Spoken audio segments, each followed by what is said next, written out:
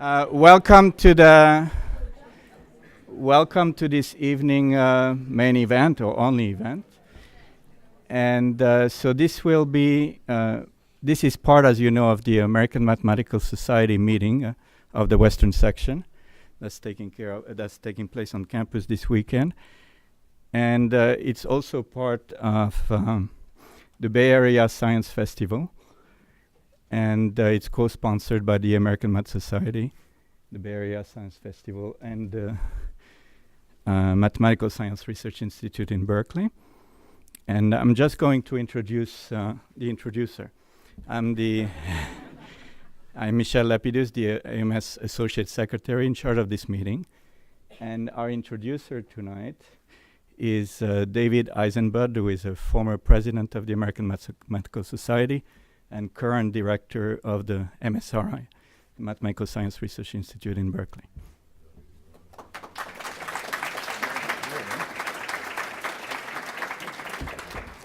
It's my great pleasure tonight to introduce Jim Simons, a dear and now old friend. He's going to talk about luck, and I want to talk about luck too, and I'll start with a sort of personal story. My father, Leonard Eisenbud, was a physicist and joined the physics department at Stony Brook in 1957, just 1 year after it started. Stony Brook is a great place now, but it had growing pains, and at one point the math department was in such terrible shape that the provost felt he needed to have a committee of outsiders to find a new chair, and that no one in the department would do, so they went searching for an outside chair. Various people applied, and my father was on the committee that was to make the choice. And they made some pretty questionable choices, among them this inexperienced young guy, Jim Simons, who'd never done any administration before and really was too young for the job.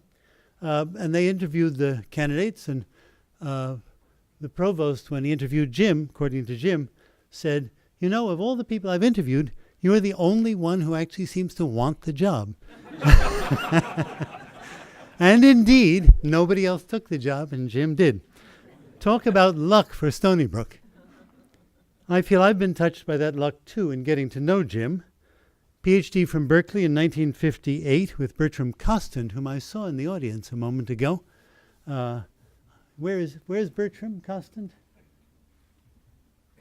Somewhere around, unless he left again. 61. Oh, your Wikipedia entry is questionable.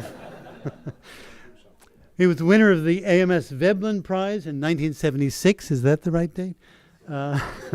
He discovered that minimal manifolds can have singularities, starting in dimension 7. Not such an obvious construction. Now very famous for Chern-Simons theory, which is applied in math and physics in all kinds of unexpected ways. In 1982, a change of life, he founded Renaissance Technologies. And in some sense, the amazing chapter, really even more amazing chapter, started then. He did nothing but use math and a lot of talented people's work to become one of the richest men on earth, and has now been sharing his wealth and his luck with the rest of us who are here. And now we'll all share the luck again in listening to Jim himself. Jim.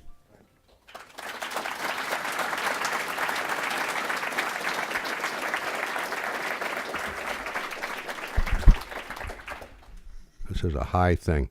Okay, I guess you can hear me. Thank you very much for such a nice introduction. So I'm going to kind of talk about my life and its various peregrinations. Some of it about math and some of it about common sense and some of it about good luck. And then I'll take some questions if there are any. So I always liked math. When I was a little kid, I didn't think of it as math, just numbers and having fun. But I discovered Zeno's. So this is proof of my thoughtfulness as a child. I discovered Zeno's paradox at about 4 years old, not knowing it was anybody's paradox or not knowing what the word paradox meant. But I learned from my father, to my horror, that a car could run out of gasoline. And I said, well, shouldn't run out. You could use half of what you have, and then you could use half of that, and then you could use half of that, and you'll never run out. And it didn't occur to me that you'd never get anywhere either. But on the other hand, my family doctor, Dr. Kaplan, he knew I was a bright boy, and he said, well, you're a bright Jewish boy, you should be a doctor. That's a great field. And I wanted nothing less than to be a doctor. And I said, well, I don't really want to be a doctor. I want to do something like with engineering or math or something. I didn't know much. I was about 8 years old. And he said, well, you can't make any money doing that stuff. And I said, and it didn't seem to be very much of an impediment at 8 years old. I wasn't thinking about making a lot of money. I was just thinking that I did not want to be a doctor, which was a very good choice for me, and it turns out for anyone who would have had the unfortunateness to be my patient, because I would not have done a very good job. But I did like working, and my first job was as a stock boy in Breck's Garden Supply during the Christmas season. They hired kids, a few people, and I got this job. A stock boy works down in the basement in this particular place, bringing stuff up to the floor and putting stuff away. But I was not a good stock boy because I could never remember where anything went. There seemed to be no rhyme or reason, no order. It wasn't alphabetized or anything like that. You just had to know where things were. So the two people who ran it down there realized I was a failure as a stock boy, but I was there, so they said, okay, you can sweep the floor. And I loved that job. So then I had a big push broom and sawdust, and I could throw the sawdust on the floor and push the broom and walk up and down, keeping the floors clean and thinking, which I enjoyed doing very much. And it came to the end, and Christmas was past, and there was time for me to leave. So this couple sat me down and said goodbye and so on, and asked me what I was going to do. I was, I think, 14. And I said, I'm going to study mathematics. I think I want to go to MIT. Well, they laughed very, very hard. And I'm sure they were thinking, this kid who doesn't even know where the dried sheep manure is going to go to MIT and study mathematics. Well, I did. I never got back to them and said, see, I did that. But I did. And I went to MIT and did study mathematics, and realized that one could be a mathematician. But I really had an epiphany when I learned Stokes' theorem. Now, I guess you're all mathematicians, so you probably know Stokes' theorem. You integrate one thing over a boundary, and you take its differential, and that's the same as integrating that over the interior of something. And that, it's a great generalization of the fundamental theorem of calculus, and it works in all dimensions. And I thought it was the most beautiful thing, that theorem. And it really made me appreciate mathematics. It made me want to go into this field of differential geometry, which I had sort of gradually learned existed. And what sealed the deal was a delicatessen called Jack and Marion's in Boston.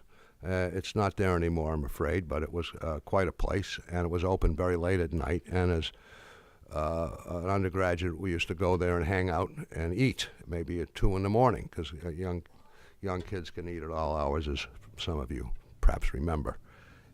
But frequently, is Singer and Warren Ambrose, I guess everyone's heard of Singer. Ambrose was an older fellow. He must have been 50. He seemed ancient to me, although he was a great teacher. They would show up there and work. They'd go over to some booth and drink coffee and do mathematics. And I thought, my God, what a great life. Here are these grown-ups, and they're doing this stuff. They wouldn't dress in suits. They just had, regular outdoor clothes. And said, what a life this is. It's 2 a.m.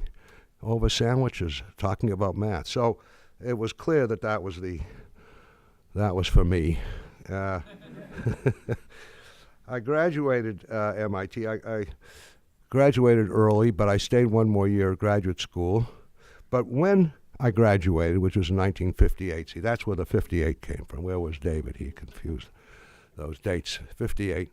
I did something that was actually an example of having no common sense at all, but it turned out that there was some good luck involved. In those days, motor scooters had just been becoming popular, Vespas, and they were Italian. It was either a Vespa or a Lambretta. Those were the two choices you had.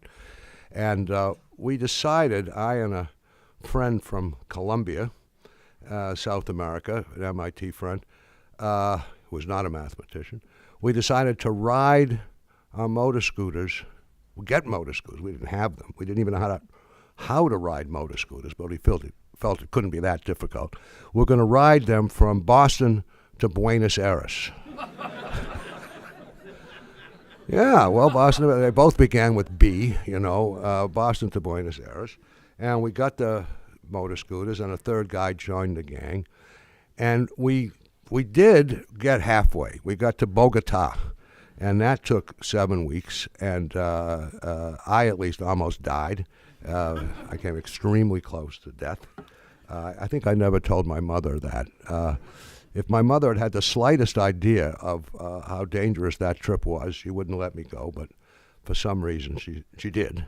And so I got there. Now, one of the themes of this talk is how important partners are and people that you work with. And so this fellow, this Colombian boy, and his friend subsequently became my first partners in a business venture, which I'll get to in a minute. But so it was lucky on that account, but it showed little signs of common sense.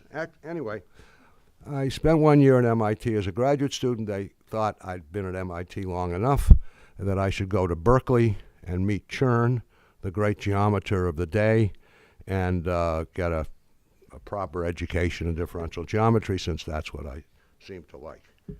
So I went there, and I got a nice fellowship. I went to Berkeley.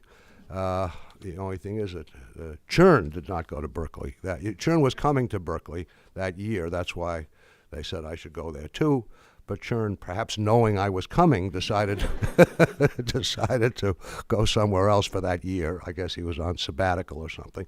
So I didn't see Chern. But I worked with Costin. Someone told me Bert Costin was here. Is he here? No, he's not here. I think maybe you didn't really see him. But anyway, I worked with a fellow named Bert Costin. But the first thing that I did when I got to Berkeley, or very early, was, I got married, actually. I got married within a month of getting there. And there was a wedding, and we even got wedding presents, and so which were cash. So we had some money, and I thought, well, it's just lying there. We should invest it. I didn't know anything at all about investing, but I knew that one could invest money. So I went to Merrill Lynch, and I was, now I was 21 years old, and said I wanted to open an account, and there were two stocks that I thought would be just terrific, and I wanted to buy these stocks. Well, I said, okay, and I bought the stocks, but I'm an impatient guy, and after a month, nothing happened. They didn't go down, they didn't go up, they didn't go anywhere, so I was bored with that thing. So I went back and said, isn't there something that's a little more lively and that I could, you have any ideas? And I go, oh, yeah. He said, the soybeans. You should buy soybeans. And I had heard of soybeans. I'd never eaten one myself. It turns out perhaps most people haven't ever eaten a soybean, but pigs eat them in great quantities, and cows and so on. But I said, well, what does that mean exactly? He said, well, you buy 5,000 bushels. That's a contract. It's a futures market. Our guys tell us soybeans are going through the roof. You make a lot of money. I said, okay. So I bought 2 contracts of soybeans, and they did. They went up. I was making money. They went down. I was losing money. I sold them both. I got nervous. Then I bought 1 contract. Meanwhile, I was going back and forth from Berkeley into San Francisco early in the morning to watch the soybean market. And, early was, 8 o'clock in the morning already. I was out. I mean, that was very early for a graduate student. And after a couple of weeks, I came to the most sensible conclusion of my life, I think. I said, I'm either going to write a thesis or trade soybeans, because you couldn't possibly do both. and I came to that realization at a good point. I had a very small profit. I said, okay, I'm closing out the profit. And it was years before I ever traded a soybean again, although the occasion did arise.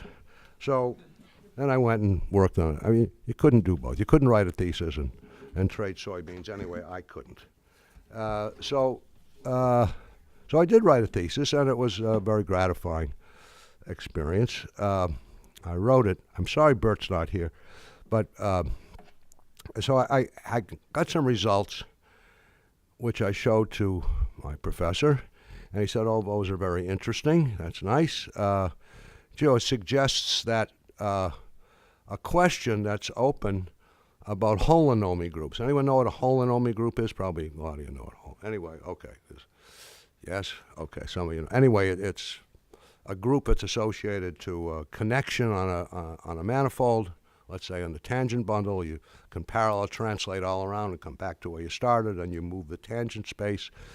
And it had just been shown all the possible, and that's a Lie group. It's a linear group of linear transformations. And it had recently been shown that there was a list of all the possible candidates for holonomy groups on an irreducible manifold, one you couldn't write as a product of 2 other Riemannian manifolds. And that list happened to include only groups that were transitive on the unit sphere. So every one of those groups, you would take any point on the sphere in the tangent space and bring it to any other point. So it was transitive. So that was kind of a question. Well, why are they all transitive on the sphere? And I said, oh, I want to try that problem. And he said, don't do that. He said, that's a very hard problem. So Borel tried it. He couldn't figure out. So that was just like throwing gasoline on the fire. I said, well, I'm going to do that problem. And by perhaps a miracle, I did. So that was a good thesis. I was very pleased. I'd had some interactions with Singer along the way because he was interested in that problem, and we talked about it a little bit, or wrote to each other. And so then they finished that, and they hired me, and I went to MIT and became a Moore instructor. But, okay, so now I was an instructor at MIT, but I still had this sort of, urge to do something different. And when I had been in Colombia on my motor scooter trip, and we got to Bogota, and I saw Colombia and my friends, it was a very exciting country. You could do anything there, it seemed. There were all kinds of things that could be manufactured and one thing or another. And I had this friend down there who was very smart, in fact, 2 friends, and I said, you guys ought to start a business.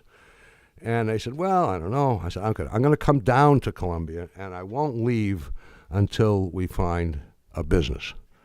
And not that I had any money particularly to invest in this business, so it turned out I did have a little bit. And I stayed there 2 weeks. We found a business. They said they were going to do it. The father of one of them put up half the money. I said, okay, I'll scrape, and my father and I put up a little bit of money. And then I went back to MIT after those 2 weeks, and of course it took a little while for all that to take place. But I decided after that first year, this is so exciting. I'm going to move to Colombia and work in this factory, in this place. It was another nutty idea. And so I took a job in the interim because the place wasn't ready. In fact, wouldn't have been ready for another 2 years or a year and a half in an engineering place while some engineering company. So I quit the Moore instructorship, and my job was to, computers were just coming in. My job was to calculate Bessel functions on a computer. Now, I didn't know what a Bessel function was at that time, although I certainly learned what it was. And they made antennas, and they needed, anyway, it was the most tedious, horrible thing one could do, was just calculate Bessel functions all day long. So I began to really miss academia. I was friends with Bott and with Singer and these guys, and so I said to Singer, I think I made a mistake. And he said, oh, well, we'll put you on Bott's contract. Bott was a great mathematician at Harvard. In those days, you had an NSF contract. They were very loose. You could just hire someone on the contract. So I went on Bott's contract, and then I went back and said, okay, I'll let those boys run the factory, and I'll just be a minority investor, and I'll work on mathematics, which I did. And I was working on, as David mentioned, minimal varieties. And minimal varieties are manifolds that have minimal area or volume, depending on the dimension, with respect to their boundary. So a soap bubble is a minimal variety in 2 dimensions, typically. Not a soap bubble, but if you take a wire frame and dip it in soap, you'll get a film. That's going to minimize area. And so I was just studying that subject kind of from first principles. Almost all the work had been analysis, but I was trying to understand the geometry of these things, and was working slowly and going along. And they hired me at Harvard to be assistant professor. So I was at Harvard for a full 2 years, once on Bott's contract and once on assistant professor.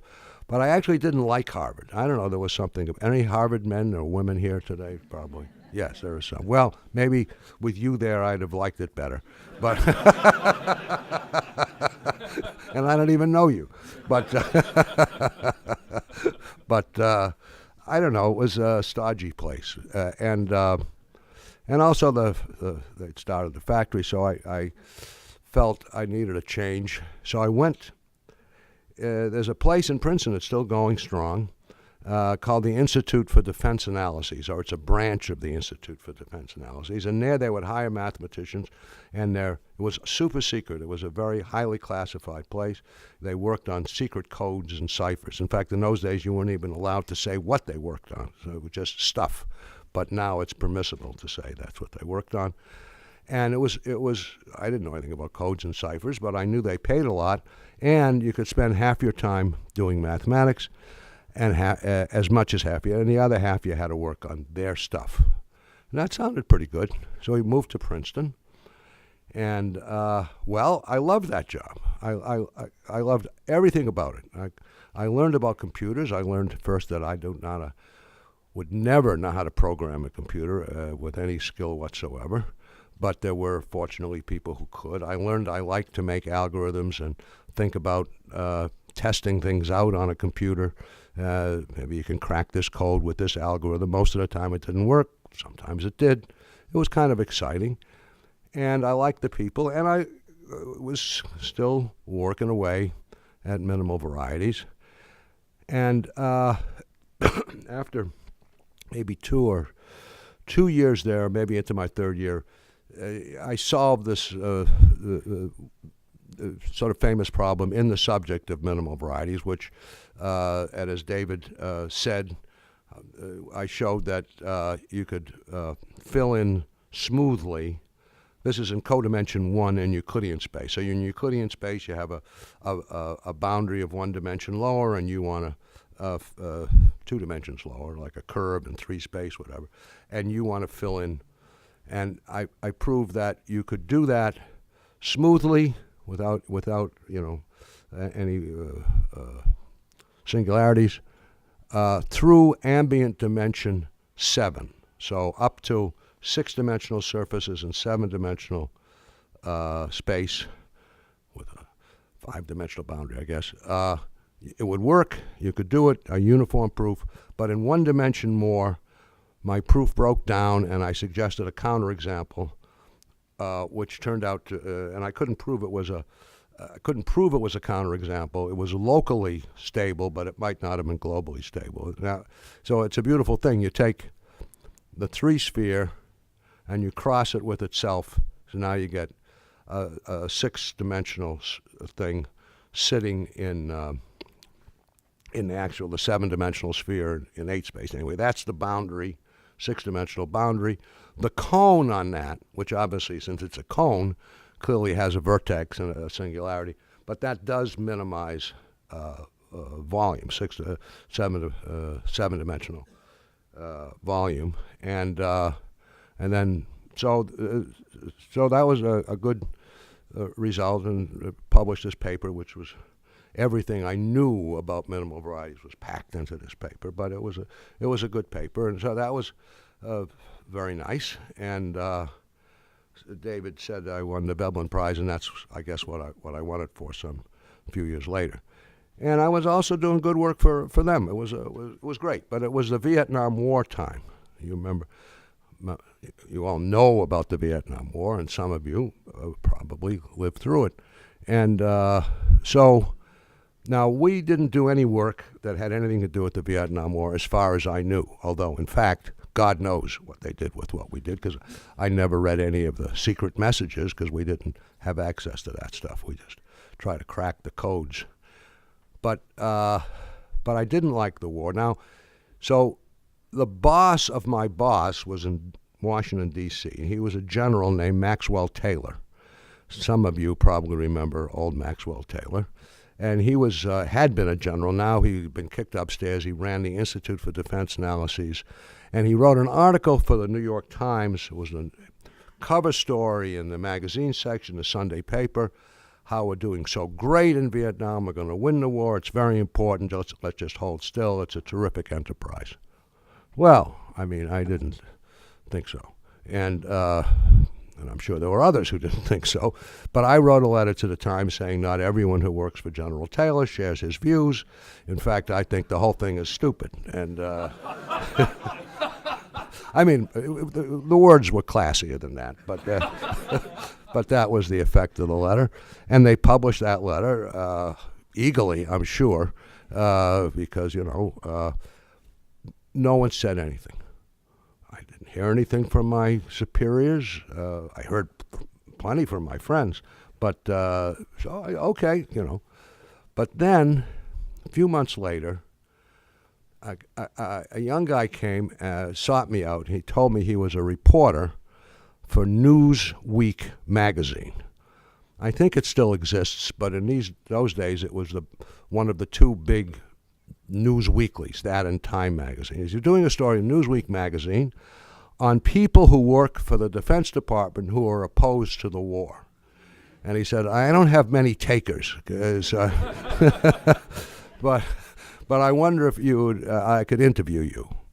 Now, I was 29 years old. No one had ever asked me for an interview before. And I thought, oh, sure, of course you can interview me. So he interviewed me. And, so the bottom line was, I said, well, the rule at IDA is you have to spend half your time at their stuff, and you can spend half your time at your own stuff. And my algorithm now is that I'm spending all my time on mathematics, and when the war is over, I'll spend an equal amount of all my time at their stuff, so I'll make it all up and say that's what I'm doing. That's what I'm doing. Yeah, exactly. Oh, ho, ho, ho. Because, and it wasn't even quite true, but it was close to being true. Anyway, then I did the only intelligent thing I had done that day. I told my boss that I gave this interview.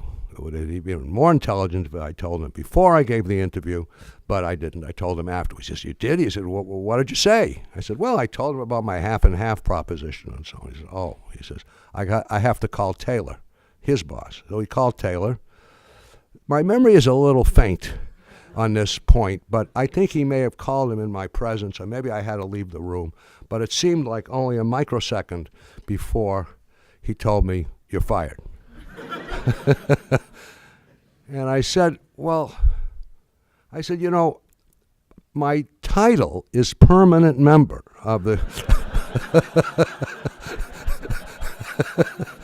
as a permanent member of this outfit. How can you find? He said, well, it used to be a temporary member. He says, I'll tell you the difference between a temporary member and a permanent member. He said, a temporary member has a contract, and a permanent member doesn't. So I didn't have a leg to stand on. They may have given me a week's severance. I don't remember what the deal was, but they were probably more generous than that. Anyway, there I was. I didn't have a job. I had a wife, 3 kids, and no job. But I wasn't, I had proved this theorem. I knew I could get an academic job, and so I wasn't, terrified at the prospect. It was all kind of exhilarating, actually, being fired. I think it's good once. You shouldn't make a habit of it. You shouldn't make a habit of being fired, but once is perhaps salutary.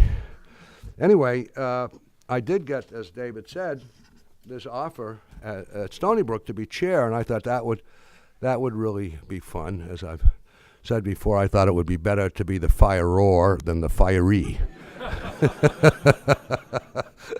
And the department was not strong. They had a great physics department at that time. It was a very new university, and I had a wonderful time building a department. And I met Frank Yang, the famous physicist who was there, and we became friends. And we had an interesting interaction. So he would, after a few months, he invited me up to his office. He was going to tell me what he was doing. I didn't know any physics, but he was, Nobel Prize winning great man, and I figured I'd go up and get a lecture. And so I sat down, and he told me what he was doing. He covered the board with equations. I didn't understand a goddamn thing. I didn't understand anything. I didn't know any physics, but I looked, tried to look as intelligent as possible. I thanked him very much at the end, and I went back downstairs. And we repeated the same thing in year 2, and then again in year 3. But something happened in the middle of the lecture of year 3. He'd kind of shown me these same equations. They were getting familiar. And then I realized, I said, stop right there. He said, why should I stop? He said, because you're trying to invent mathematics that was done 30 or 40 years ago. He said, what? What he was doing was, in gauge theory, you use bundles and they have connections. But I think he didn't know, but you could also have, there was such a thing as parallel transport and a holonomy group and all that stuff. And he was tortuously trying to create parallel translation in a bundle with a connection. And I said, the mathematicians have done that. And he said, why would they have ever done that? Why would they study that kind of stuff? And I said, well, it was beautiful and natural, and it just came out. Anyway, how could I answer that question except to say it just came out of mathematics? So that was a great moment because he said, okay, so we had he organized a seminar of the members of this Institute for Theoretical Physics, and it was kind of a translation seminar. I said, we say this, you say that kind of thing. And he even wrote a glossary. He even wrote some kind of book with all these things. But it was the smartest group of students I ever had. It was his whole faculty, so it was, I had but it was great. And they gave me at the end a very thick dictionary because I'm a terrible speller. They gave me one of these things that weighs 100 pounds, and as a gift for that. So in the meantime, I was doing geometry myself, and I started working with Chern, the guy. We had become he came in the second year, and when I was at Berkeley, having missed the first year, but we became friends. We didn't do any science together, but we became friends. And I had, while at Stony Brook, come up with some geometry in 3 dimensions that looked quite interesting. I showed it to him, and he said, "Oh, well, we can do this in all dimensions. This is very exciting," and so on. So we worked together and developed and wrote a paper, and that was the roots of these Chern-Simons invariants, which have seemed to be used in a lot of places, which is, an example. I mean, here we did this math, and we didn't think, it's going to apply to this, that, or the other thing. We thought maybe it'll apply, maybe other mathematics we built on it, as I suppose it was. But the idea that it would find its way into physics 10 years later and become quite ubiquitous. I mean, it's in condensed matter physics, it's in high energy physics, it's in cosmology, Chern-Simons term. And I don't know what they're doing with it. I don't have the faintest idea. But mathematics is that way, and basic science is that way. You do a piece of basic science, and you don't know where it's going to go. But if it's pretty good science, it can lead to surprising places. I mean, when Maxwell developed the Maxwell equations, did television occur to him as a as a consequence? I don't think so. He just wanted to know how the hell how does this work, and obviously figured it out. So I was doing mathematics with Chern, and then with a guy named Jeff Cheeger. Grew out of that with something called differential characters, which now is kind of the root of a subject called differential cohomology, if you've ever heard of that. And we worked on that, and it led to questions that neither of us could figure out about rational numbers or certain volumes. Were they rational or irrational? We really wanted to figure it out, and we couldn't. Spent a couple of years struggling with those questions. I won't take where they came from. But in the meantime, my investment in Columbia paid off. So part of the company was sold. I had a few bucks. My father had more, but we had some money. And my Colombian friends, God knows why, said, okay, we have this money. We want you to invest it for us.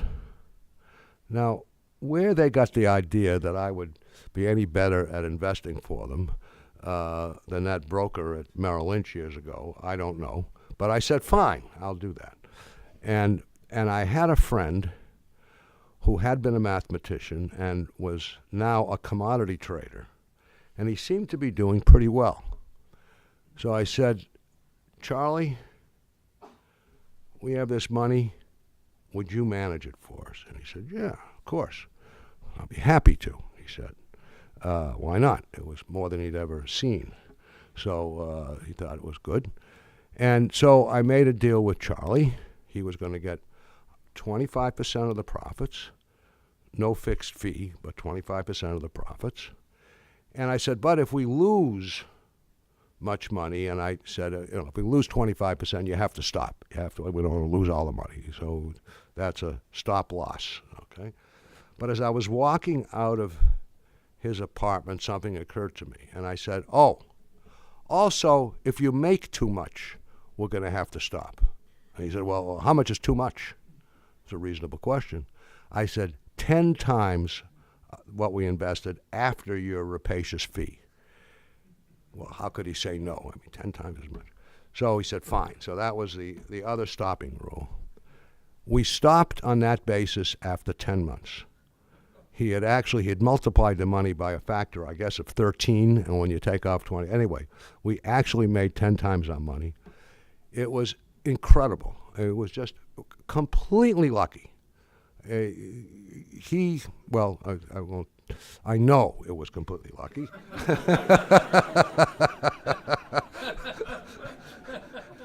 But there it was. So now I really, had some money, and I had followed his work. I'd followed his work carefully. In fact, I had to, because he never quite knew where he was. So I said, okay, I'll keep the books. Every week I'll tell you where you stand. He said, okay, that's great. It'll take my mind off that. So I did that. And so I learned a little bit about that, and it was the soybeans in my youth. And I thought, okay, mathematics is driving me crazy. I had recently gotten divorced. I was on the wrong side of the first wife. I was involved with another woman who turned out to be my second wife and my present wife. And I was frustrated with the work, so I thought, I'm going to go into business and be a trader. And I did. I did do that. And I started doing some trading, and that was working okay. I got some investors. I brought in a guy from IDA. He was the best cryptanalyst in the world. He was a wonderful model maker and so on. I don't know if any of you have ever heard of the Baum-Welsh algorithm or the EM algorithm. Anyway, it's a famous algorithm in statistics. He was the Baum of Baum-Welsh, so he was a very smart guy. And I said, I'm looking at these commodity charts. Actually, it was currencies that we were trading, and they seem to have some shape to them. They don't look random to me. So maybe we could make some models. And he said, okay. But it turned out, and we did. We made a model, and it looked like it was going to be okay and to trade. But we were doing fundamental trading, and he hated the model building. He said, but he loved the fundamental trading. He loved reading the newspapers and reading the tickers and the news tickers and getting ideas. And it turned out he was, for a while, very, very good. So we put the models aside for a while, and we traded. And we did very well. We did very well. But it was a gut-wrenching experience. One day you walk in and you think you're a genius. Oh, my positions are in my way. Look, and the next day you walk in and they're against you and you feel you're a dope. How could I have done what I did, and so on. There was no rhyme or reason. It was just, you put your finger in the air and you try to sense which way the wind is blowing. I'll tell you one story to illustrate the craziness. So it was a time when gold was going up. Gold had been you couldn't buy or sell gold, and finally you could, and the price was rising, and it was rising, and we had a deal where Lenny Baum and I, where we'd each have our own account. I was the boss, but we each had our own account. And in our own account, in fact, we both bought gold. We're supposed to be independent, but we both liked gold. The gold was going up. It started at $200 and $300 and $400, $500. It got to $500, which by today's standards would be like $1,500 or $1,800. And I said, this is a very high price. I'm getting out. And I sold my half. But Lenny, I think you should. No, you don't know how high this is going to go. You can't. This is going to go very, very high. I said, okay. So he stayed. It was $600. It was $700. It was $800. It got to $800. That day, I happened to be talking to a friend of mine on the phone who was a stockbroker, and in fact, he was my stockbroker. And I said, "How are things, Dick?" And he said, "Oh well, they're fine. This morning, my wife Lucy came into my closet and cleaned out all of my old tie clasps and cufflinks, and went downtown to sell them." They were gold. They were gold, see? I said, "Well, you having a hard time in your family? Why is she?" So your wife said, "Oh," he says, "she's a jeweler." I said, "Yes, I know that." So he said, "So she only has to stand in the short line." I said, "What do you mean, the short line?" He says, "Don't you know that people are lining up and standing for hours selling their gold?" I said, "No, I didn't know that. Thank you very much." We had a phone in those days. If you picked it up, this was a different phone. If you picked it up, you went right to the floor of the commodity exchange. And I got Lenny in the office, and I put the phone up to his ear, and I said, "Lenny, sell the gold." In fact, and he said, No. I said, "Lenny, I'm the boss. Sell the blankety blank gold." I was more emphatic than that. He said, all right. So he sold the gold. Maybe it was $810. Oh, but he was mad. And the next day, we came in, and it opened at $830. And he said, I told you. By the end of that day, it had dropped 25%. It was down to $600 all in one day, and it never, of course, went back up. So that is an example of common sense and very good luck. The good luck. If I hadn't called my stockbroker the day I did, Lenny would have held on to that gold. It went back to 200 after a while. We would have ridden it all the way down, I think. And so it was just plain luck that I had. But it was at least common sense that I thought, if everyone in the world is trying to sell their gold, how long can it be going up? There is such a thing as supply and demand. So there it was. So that was what it was like to be a fundamental trader. It was stomach-wrenching. So Jim Axe, I got Jim Axe, who was a very well-known algebraist, to come and work for us. And he was interested in the models that Lenny eschewed. And he got a good computer programmer, and we built some models. And he showed that the models we'd use for currencies would work for all commodities. And we were on our way with models. And, we kept fundamental trading, but more and more we were trading the models. And finally, it took about 8 years. The models were good enough, and we went to all models. And then we started the company. This was a forerunner. We started the company called Renaissance Technologies, which has been going ever since. And it has 300 people. It has 90 PhDs, and it's 100%. It's 100% models, and it's been remarkably profitable for a long time. And other mathematicians came in to help. I don't know if Elwin Berlekamp is here. Maybe some of you know Elwin. Henry Laufer joined us, and they each made important contributions. So it has been remarkably successful. So people say, well, what's the secret? And well, there are a lot of little secrets, because the way this works, you have a lot of smart guys, and they keep inching away and getting a new idea here and a new idea there, and you pile them together, and soon you have an awful lot of little ideas that are independent of each other, and you can make some progress. But I think. So people say, what's the secret sauce? But the secret sauce was really, in the first instance, having very smart people working for the firm. We were academics ourselves. We had an idea of who was a good scientist and who wasn't, and we brought in and continued to bring in excellent people, not just mathematicians, but computer scientists, statisticians, experimental physicists, astronomers. We got 4 or 5 astronomers who are good. They look at data.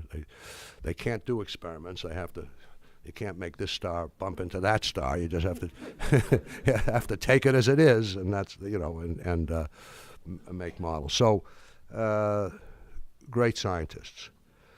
We built a terrific infrastructure. The computer guys are wonderful. So we take in, I think it takes in 9 terabytes a day of data comes into that outfit. And it all gets stored and organized and dished up to the researchers and so on. So it's a great infrastructure. It's an open atmosphere. Everybody knows what everybody else is doing. And every week there's a research meeting. If you've had a good idea that you think it's going to go somewhere, you present it.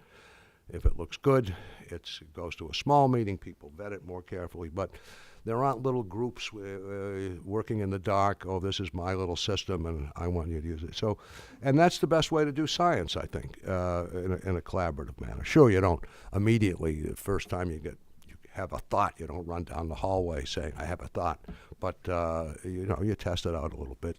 But so I think that's a very good way to do things. Everybody has a piece of the profits. All the senior people own part of the business, and that, I think, is good too. So we have very little turnover. And we trade everything worldwide. We trade everything. It runs 24 hours a day. Not 7 days a week, but I guess 5. And the only rule is we never override the computer. No one ever comes in any day and says, the computer wants to do this, that's crazy, we shouldn't do it. You don't do it, because you can't simulate that. You can't study the past and wonder whether the boss was going to come in and change his mind about something. So you just stick with it, and it's worked. So, well, so obviously I made money, And in 1974, with my wife Marilyn, we started a foundation, charitable. We'd been giving money away. Marilyn thought, hey, we should have a foundation. So we had a foundation.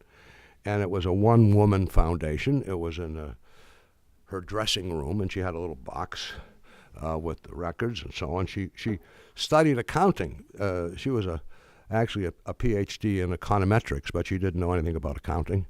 And so she took a night course in accounting, and I put something on the door of her dressing room. There was a wonderful cartoon. It showed a medieval setting, a big castle with a tower, and someone was standing on the tower addressing the multitudes below. And one of the multitudes people said to his neighbor, and to think he started life as an accountant. So, so she studied accounting, and we built up the foundation. Initially, we gave money very broadly to social causes, to universities, to a variety of things. But in 2004, which is just 10 years ago, we decided to just focus on basic science, and other kinds of giving that we did were done outside of the foundation, and the foundation grew. And it's very good. It's a good foundation. We have a large project on the causes of autism to try to understand that. It's really a lot of genetics and neuroscience. We have less applied things in various aspects of life science. We have a math and physical science program, in fact, that David Eisenbud, who's sitting right there, helped organize for us. So we have various kinds of grants and programs and one thing or another. And we also started in the last few years goal-driven collaborative projects. So that's as it's stated, it's a collaborative project consisting of maybe 10, 20, 30, 40, sometimes 50 scientists, typically in different places, but all working towards a common end. We have one on the origins of life, which is an underfunded thing. You can't imagine the NSF's going to, certainly not the NIH, is not going to give you any money for the origins of life. But it's really fascinating, and that's a project. We have a project called Many Electrons, which is sort of a material science, condensed matter physics, trying to model the clouds of electrons inside materials. It's a many body problem, really, but you have, not only is it many bodies which are electrons that would normally repel each other, but you also have, they're entangled. If you guys know what entanglement means, it's a strange phenomenon in quantum mechanics. So modeling these big clouds of electrons is extremely difficult to do, even though the first principles are well known, but so what?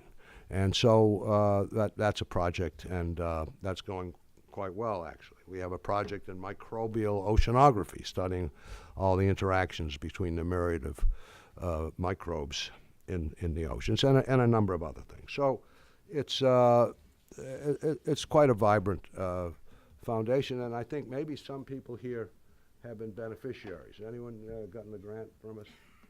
Yeah. Oh, you're all in the first row. Okay.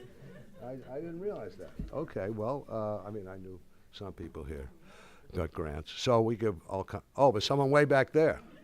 Why aren't you in the first row with these beautiful girls? So that's the foundation. Now, actually, under less than wonderful circumstances, I went back to my older age to do mathematics again. And in 2004, we lost a son. We lost one of our sons, and that was obviously very sad. And kind of as a refuge, I just started thinking about math. And, doing mathematics, you can retreat into your head, and you're just thinking about a problem, and it can blot out other stuff. And I thought about a problem in what's now called differential cohomology that I had thought about before, and I got serious about it. And it turned out I later discovered there was a group of Germans. Any Germans in the audience? Well, anyway. Okay, there are some Germans in the audience who were working on the same problem. I didn't know that at the time. But I got an idea of how to solve it.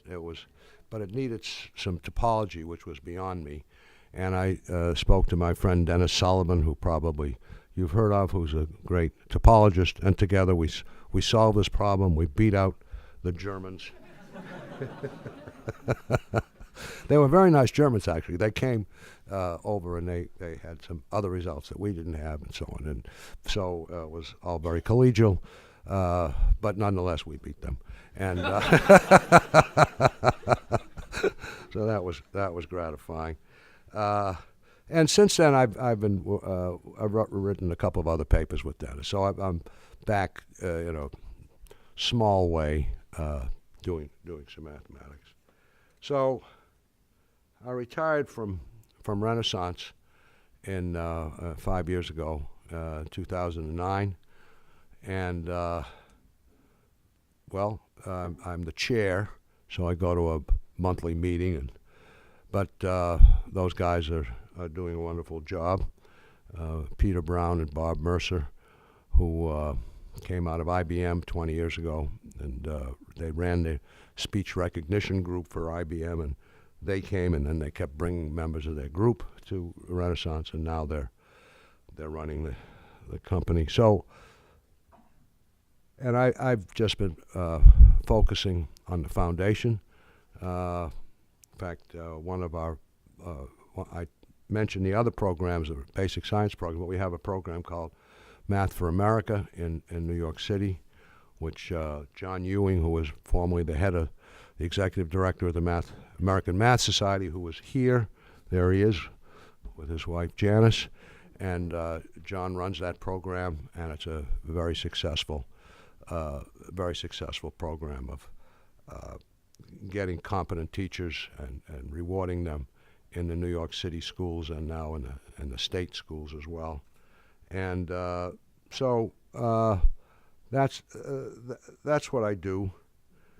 So I gave a similar talk some years ago, and my wife said, "Well, you ought to end the talk with your values." And I said, I remember, I think we were in the car. And I said, "But I'm not sure I have any values." I don't know what my values are exactly, but I said, "Well, but I have some guiding principles. We'll call them guiding principles, which looking back, I think I've probably followed. So I have 5 guiding principles. I'll happily tell you. So one of them is don't run with the pack. Try to do something that's original. Well, of course you want to do something original, but sometimes it's in math or in science in general, everyone's kind of running to solve the same problem, do the same thing. If you're really fast, maybe you're going to be the winner, but it's better, I think. Probably you're not going to be the winner, but if you can sort of do an end run around things, think about something that other people aren't thinking about, that's a pretty good way to do things. Now, I've partnered with a lot of people, and I think that partnering with people is terrific, but you want to partner with wonderful people. And the names I've mentioned, Chern and Sullivan and various people, John Ewing, they've been really outstanding people, David Eisenbud, outstanding people. And you can leverage your own efforts and you sometimes get, partner up with people who are smarter than you, but that's fine. And but just have good choice in partners, and I think I've always tried to do that. A third principle is be guided by beauty.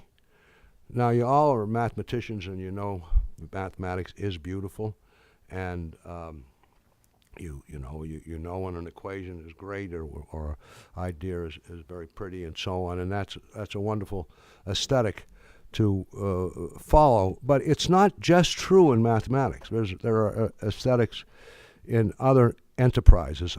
A well-run business is kind of a beautiful thing. If everything is just working just right and the pieces are meshing and it's a good organization, that's kind of beautiful. And it's so beauty can be a good guide. The penultimate principle is don't give up. I mean, now, sometimes discretion is the better part of valor, and you can just say the hell with it, but and go on to something else, and that's a decision that we've all made at one time or another. But persistence has a lot of value, and something that's really worthwhile can take a lot of time to come to fruition, and you ought to have patience if you believe in something to stick with it. And my final principle is hope for good luck. And that's it. So thank you very much.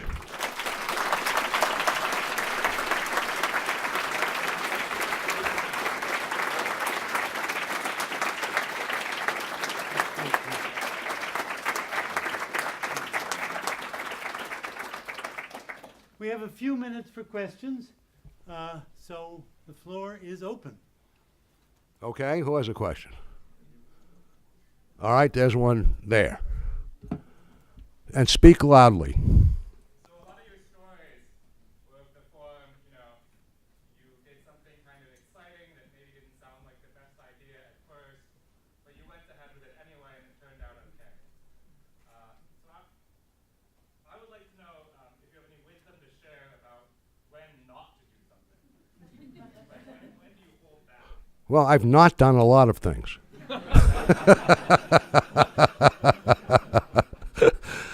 So the question is, when do I have any wisdom about when not to do something? And well, I don't think I have any wisdom on that anyone else. It looks like a room full of sensible people, and you probably can, you've had a lot of opportunities to say no, and in particular, being head of a foundation, you really need to know how to say no because if you well, anyway, I was going to tell a joke, but but I won't. Okay, another question. Yeah. Can you give us your thoughts on your industry, your prior industry, the hedge fund industry? I can't hear you. Can you give us your thoughts on the hedge fund industry today, and what you think is working right, what you think is not? Okay, my thoughts on the hedge fund industry today. Do I think it's working right, or I think it's or what's right or what's wrong? Well, there are a lot of hedge funds today. When I started this, there were a lot fewer. A hedge fund, for those of you who don't know what they are, is a fund that people invest in. The managers charge a percentage of the profits, typically, let's say 20%, and a fixed fee, maybe 1 or 2%, and they manage the money, and you hopefully benefit from it. Hedge funds have ebbed and flowed. I don't know what the word is.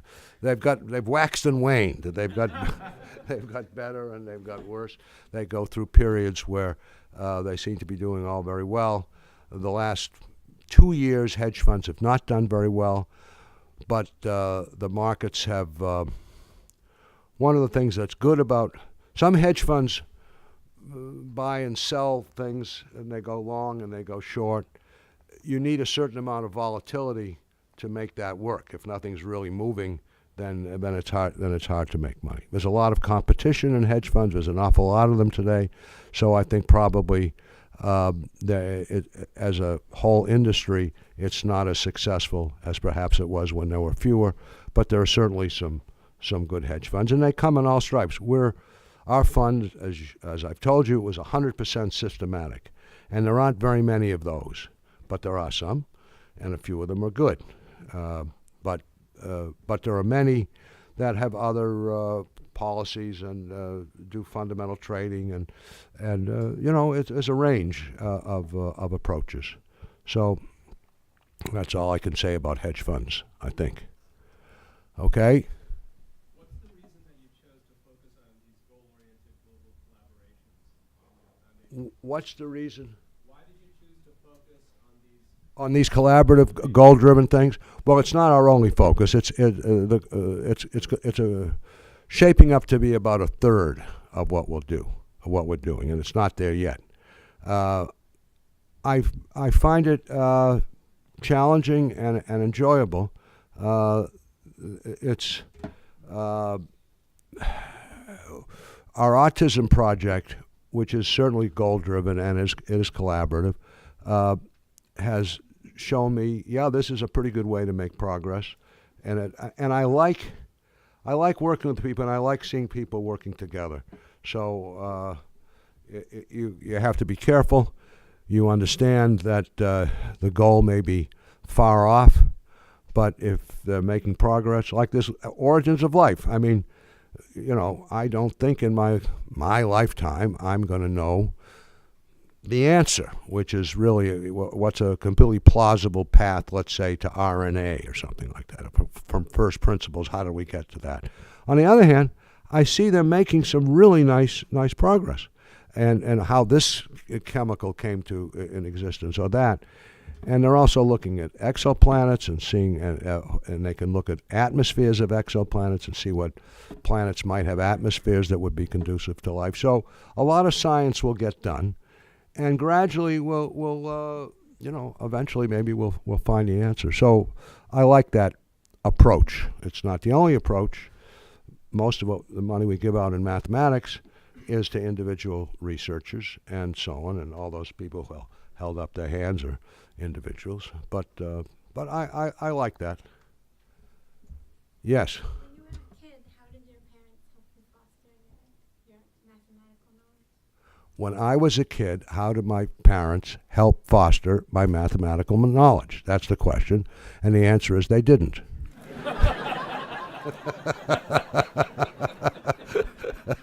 I mean, they thought I was a good kid, and they were glad I liked school, but I don't think they said, this boy is going to be a mathematician or anything like that.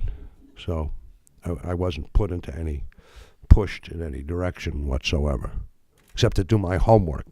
I was not a good homework doer. In fact, I hated doing my homework. Yes? In your professional life, when you look back, would you change anything, like going earlier into business or doing more mathematics? Okay, so would I change anything as I look back in my professional life? Well, not really. I don't think I made any huge mistakes in my professional life. One doesn't know what a different path might have led to, but there's nothing that glares and said, oh my God, I wish I hadn't done that. I mean, there's certainly things in my life that I can say I wish I hadn't said that, or one thing or another, or gone out with that particular girl. But in general, no. When I look back, I think it was an okay path. There's nothing no big change that I would want to make. Wait a minute. Okay, you next, but speak up.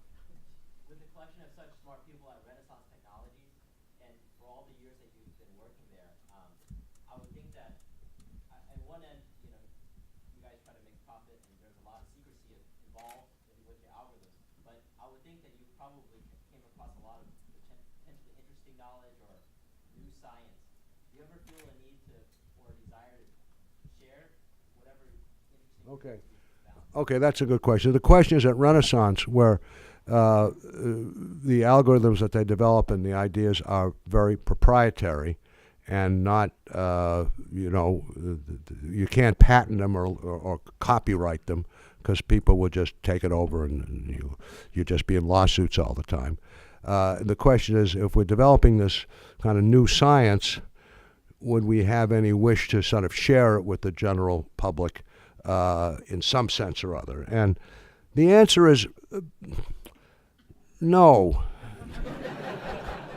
No, but that's not meant as a joke. There isn't anything that these guys have done that of such generality and power that it's a shame that the world doesn't know it. It's a very powerful group of people who can focus on data and get some very good results.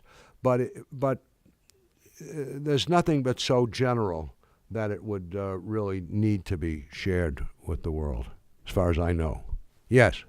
What do you think about math education in America? And can you tell us about where the MFA program came from and your thoughts on math education Yes. in America? Yes. Okay. The question is, what are my thoughts on math education in America? And my thoughts are it needs to be better, as probably most of you realize. So kind of the background. I got interested in this because when I went to Berkeley to be a graduate student, I was the beneficiary of a National Defense Education Act fellowship. Now, only the old folks here have probably ever heard of the National Defense Education Act, but when Sputnik went up in 1957, the whole country went into spasm. And the Congress said, oh my God, the Russians are going to beat us. They'll be on the moon throwing vodka at us soon. We can't get our satellites up. They got theirs up.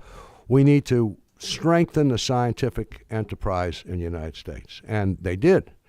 They created the National Defense Education Act. They beefed up the National Science Foundation. When I got because I quarrel with John about this, but I'm going to give the statistic anyway. When I got my PhD in 1961, I think there were fewer than 100 people in the United States, certainly 100 Americans, who got PhDs in mathematics. 10 years later, there were 1,400. Now, 100 was too few. 1,400, we didn't know what to do with them because, there weren't enough academic jobs. But and in other professions, other scientific areas, this was similar. There was a lot of growth. And we saw a national problem, Cold War, and we were going to solve it through building up our science. And we did. We did a marvelous job of building up science. Salaries went up in universities for those kind of folks, and a lot of people came in to science, young people, and it was a great success. So when, about 15 years ago, I looked around, maybe more than 15 years, but and I realized that the teaching math, I was only focusing on math, in our schools was really not very good. And I realized, like we all do, that the economy is becoming far more quantitative than it used to be 40 or 50 years ago, and more of things are based on quantitative methods, and we're not really keeping up. Our teachers, by and large, don't know, in particular in math, I think, the subject very well.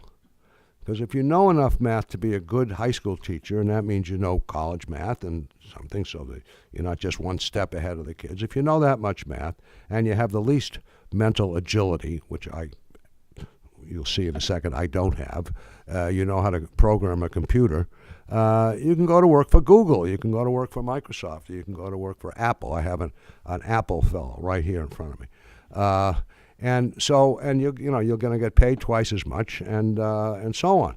So what's to keep someone who actually knows the field in the profession? Well, you might really like teaching, and that's great. But the pull out, so something needed to be done to make the job of teaching math, and in fact math and science, more attractive, so that we would educate our kids better and be able to compete in the world. And so I said, okay, I have a program, I know what to do. A friend of mine, or a guy who became a friend, Senator Schumer, had just been elected. And part of the reason he was elected is because I gave him $250 or whatever it was. Anyway, I was a supporter of Senator Schumer. I probably was a little more. But it wasn't some huge amount, but I had a party for him and became a friend. And as soon as he got elected, I went right to Washington. I said, here's an idea. You got to do this. And I said, create this program. reward people who give teachers a test. If they pass the test, you give them money, and they'll be rewarded, and they'll stay in the schools, and people will be drawn into the field because they're going to get an extra stipend from the government, like the National Defense Education Act. He said, that's a great idea. I'll get right on it. And as I left his office, another group went in about, something about dams on the beaches of Long Island, and I heard him say, so that's a great idea. I'll get right on it. I'm exaggerating slightly, but only slightly. So he didn't get right on it. We had a few conversations about it, but nothing was going to happen as a federal program. And so a few years went by, and then actually MSRI was kind of in the picture because we had a poker tournament to benefit at MSRI. David hooked me up with a few people in New York who were also in the financial business. I don't know where you found those guys. And we sat together. How can we benefit MSRI? And one of the guys was a poker player, and they were talking, and I said, hey, I like poker. I said, why don't we have a charity poker tournament? And we did. And it worked extremely well, and MSRI got the benefit. But I thought, well, if we're going to do this every year in New York, it better be something that really relates more to New York, because I'm not going to get these guys coming out every year to give money to MSRI, which is in California, and for math research. I don't know how we talked them into it the first time, but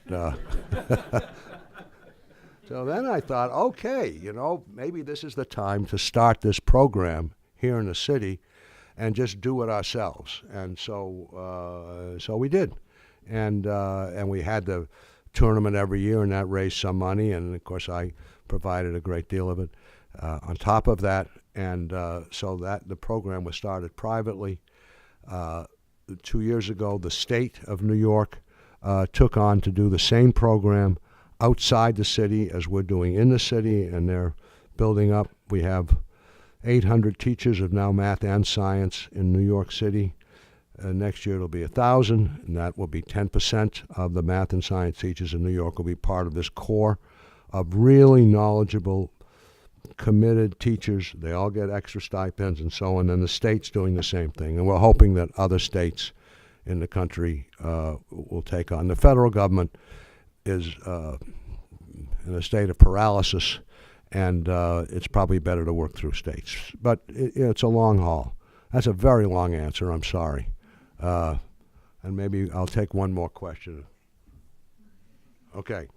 As a former math student, math educator, what is your opinion of Bourbakism, which was certainly a powerful movement in mathematics in the 20th century? You mean Bourbaki? Yeah, Bourbaki. Do you guys know about Bourbaki? Know about Bourbaki? Well, it was sort of the French, of course, did this. Any French people in the audience? No.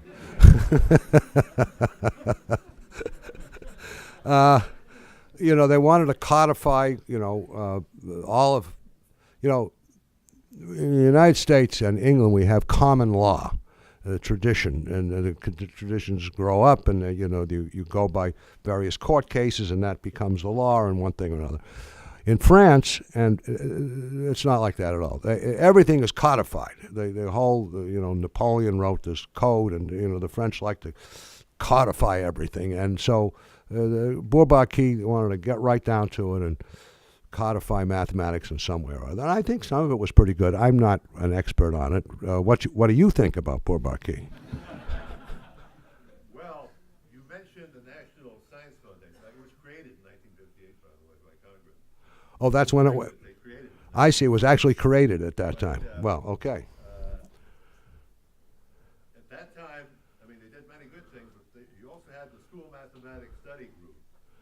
You figure that was a group of 40 individuals. 20 of them were math professors from leading universities. The other 20 were headmasters from leading prep schools. And they appear to have been heavily influenced by Bourbaki. In fact, they wrote a booklet which contained the following statement, which I saw 50 years ago. They said, in the 1990s, every math student in elementary school will be exposed to topology. Well, will he catch it? Will they catch it or just be exposed to it?